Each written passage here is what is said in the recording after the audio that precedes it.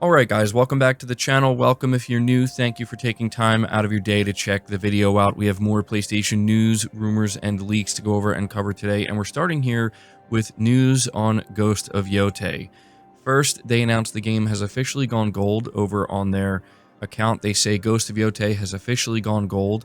We're so excited to finally have reached this milestone and can't wait for everyone to experience the beauty of Izo on October 2nd. They also put out a new gameplay clip that this time focuses on the firearms in Ghost of Yotei, and this one's definitely interesting because as we know in Ghost of Tsushima there were no firearms. I mean, you had a bow and arrow, but it's been great to see these different gameplay clips that Sucker Punch is putting out, and it definitely gives you an idea of how differently the game is going to play compared to Tsushima because of these different weapons you can choose from. And I'm just kind of at a point where I really don't need to see any more. I think most people who are looking forward to this game don't really need to see any more.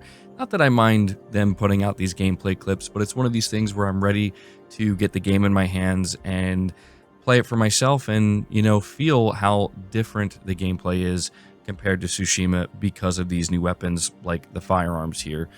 Can't wait for this title. Glad to see that Sucker Punch is, ahead of schedule, going gold. And yeah, man, it's just about a month away. But the final topic here regarding Ghost of Yotei is Sony announcing that the pre-orders for all of the limited edition Ghost of Yotei accessories, as well as the PS5 bundle, are going to go live on September 4th. So for those who may have forgotten, Sony did announce limited edition DualSense controllers for Yotei, as well as covers for both the PS5 Slim and the PS5 Pro, but also an entire bundle if you are interested in picking that up. Again, the pre-orders are going live on September 4th, and there will be limited quantities with everything I just listed. But moving on to the next topic, we're talking about Lost Soul Aside, a Sony-published PS5 console exclusive, with their China Hero project. It's out today, but I don't know, it's looking a little bit mixed right now. I have a write-up here from PlayStation Lifestyle where it says Sony dropped a free demo for its brand new PS5 exclusive RPG on the PlayStation Store, and it didn't go down well. Lost Soul Aside's demo, which surprisingly is not locked behind a PlayStation Plus subscription, has received an overwhelmingly negative response, resulting in some players canceling their plans to purchase. The demo introduces players to Lost Soul Aside's world and includes boss fights, but save data does not carry over to the full game. As soon as it went live, players flocked to the PlayStation Store only to come away unimpressed. Complaints revolve around Lost Soul Aside's performance and generic gameplay, which isn't a good look for a game that's been in development for nearly a decade with full support from Sony. Developer Yotei was forced to address the reception on Twitter, but going by the chatter, it seems players have already made up their minds. While some say they'll await a price drop and performance improvement patches, others say that Lost Soul Aside's demo has killed any interest they had in the game. They say, "We have received your feedback regarding the performance of certain cutscenes in the prologue of Lost Soul Aside," Yotei said in response to feedback regarding performance. "Currently, some of these cutscenes are pre-rendered 4K 30 FPS videos, which may cause occasional stuttering during playback." So yeah, the demo is out now, and this sounds pretty harsh. I haven't tried the demo myself, and so I'll be really curious to hear from those of you down below who maybe did play this demo, or maybe even if you just picked up Lost Soul Aside. How are you feeling? Is it feeling like maybe people are over-exaggerating with this game and how it feels, or are you feeling like maybe this game is not going to be that good at all? Let me know down below. I'll continue to keep you guys updated. We haven't even gotten like a Metacritic score yet, so yeah. Moving on from that, we're talking about Metal Gear Solid Delta and how Konami has put out a patch, but they have yet to mention anything about performance improvements. Being reported by Push Square, they say, in a new statement, Konami has acknowledged various issues with Metal Gear Solid Delta and promises to fix them with an upcoming patch. However, to the frustration of many on social media, there's no word on the game's performance issues.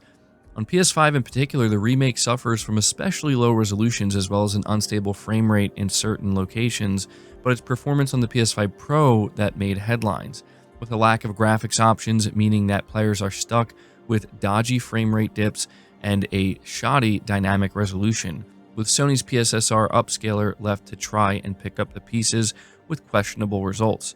So, what's the update actually going to address? Well, the focus seems to be on very specific crashing issues and gameplay related bugs. There's no mention of when the patch will release. It's worth noting, I think it actually dropped today. But the release concludes we are actively investigating the cause of the above issues, and it will take a little longer to implement the fixes. But again, I booted up my PS5 today, and it said there was an update for Metal Gear Solid Delta Snake Eater, so I'm assuming that's what this is. But yeah, it's really strange here that they did not acknowledge the performance issues, considering this is what people are, most upset about and being most vocal about. You have to imagine they are working on it, they are aware of it, but again, it's just kind of baffling that they didn't mention it. So here's hoping that they're working on a big patch that's going to come out sooner rather than later to correct the performance. Moving on from that, we're talking about Resident Evil Requiem. We have a report here from Push Square, and it says the director of Resident Evil Requiem thinks that the game is possibly too scary when talking about Resident Evil 7 and how they decided to kind of go with a third-person option with Resident Evil 9 and kind of giving players the option to choose. He says here, looking back at Resident Evil 7's first-person perspective, I implemented that as a way to make it more immersive and more scary than ever before, which I think most of media and players agreed it was an incredibly scary game, but it was possibly too scary. I think some people couldn't handle it, and either couldn't finish it or didn't even start it. And that's something that I look back on thinking that, I want to make sure that people can enjoy the game. So if you started the game off in first-person perspective and you're finding it's too much, then third-person is almost a way to step back slightly from that level of horror and make it slightly easier to deal with, by way of having the character on screen as a kind of avatar of yourself. So essentially what he's saying here is that Resident Evil 7 being locked to first person and being so scary, they feel as though maybe that, turns some people off of the game. And so they want to provide this option here. And, I think it makes sense. I'm just really glad to see that you can play this game in third person. I've always preferred to play Resident Evil in third person. To me, it always, will be a third person game. But I just think the way that they're approaching it here is awesome. You can have the best of both worlds, right? But continuing to talk about Resident Evil, we have the director also talking about how, this game is going to be a complete roller coaster ride and not like anything we've seen in the series before. They say, I think of two recent titles, Resident Evil 4 Remake and Village, are more on the action side of the series in terms of the mixture of elements that they have. Resident Evil Requiem is something different. If I had to compare it to past titles, it's more along the lines of RE7 or RE2 Remake. You could call it old school Resident Evil, with the exploration and backtracking and that kind of thing. It does, of course, feature all the classic core pillars of Resident Evil features that everyone knows and loves, such as combat, exploration, puzzle solving, resource management of limited number of items, and we've given it our own spin this time for Resident Evil Requiem's game atmosphere. Speaking to the Resident Evil 7 and 2, I think they reflect typical game design that we have for the series, where you can't keep horror tension to the max throughout the whole game because it's quite exhausting. So you need to have this dynamic pacing curve where you'll have a very tense, horrific sequence, and then we give you a bit of a release or a catharsis from that and let you come down from that with a more slightly peaceful, explorative, or more exciting combat, and then we gradually bring you back up to the horror part of the curve. Again, that's standard practice for Resident Evil. The difference this time is there's a new system that I can't quite get into yet, but if you think of the difference between the tension and the release being a certain size of wavelength, as it were, of that curve, I want to make the distance between those aspects bigger than ever before in the series, and it just becomes a complete roller coaster ride between the different aspects of the series.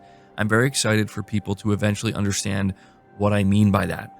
Now, I wanted to highlight this because I think this is a direct tease that yes, we're going to be revealing Leon. Yes, Leon is going to be the action-oriented side of this game that he refers to as the kind of catharsis, where when you're playing as Grace, that's where the horror is. That's where things are going to be crazy, scary, and super tense at all times, and you're going to be kind of weak.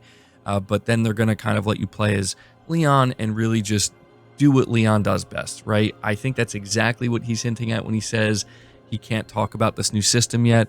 But that's my take on it anyway. wanted to just go over this new Resident Evil news. Can't wait for this game. We're going to move on to the next topic, though, which is the fact that Crimson Desert is getting a physical release.